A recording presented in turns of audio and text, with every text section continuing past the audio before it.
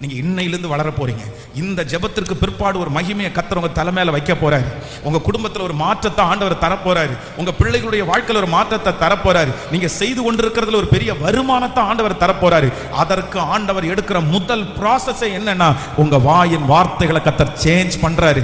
இனி உங்க வாயின் வார்த்தைகள் மாறுகிறதை நீங்கள் உணரப் போகிறீர்கள்.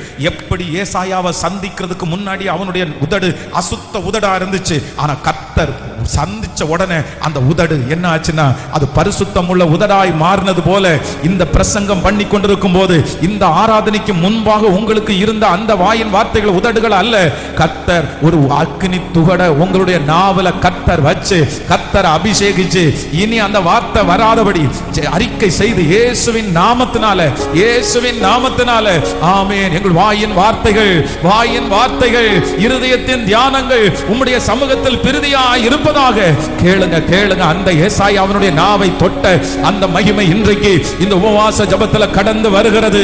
ஓ ஹalleluya, ஸ்தோத்திரம் ஸ்தோத்திரம் ஸ்தோத்திரம் ஸ்தோத்திரம். இயேசுப்பா இயேசுப்பா, இந்த சத்தம் எங்கெங்கு துணிக்கப்படுகிறதோ, யாருடைய இருதயத்தில் எல்லாம் கேட்கப்படுகிறதோ, அங்கெல்லாம் தேவனுடைய அக்கினி இப்பொழுது இறங்குவதாக, இயேசுவின் நாமத்தில் அது நடப்பதாக.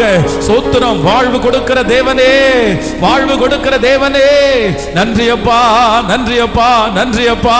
அந்த அக்கினியினால் கர்த்தர் நிரப்புகிறதற்காக ஸ்தோத்திரம். வாழ்வே நீர்தான் ஆண்டவரே, நீர்தான் ஆண்டவரே.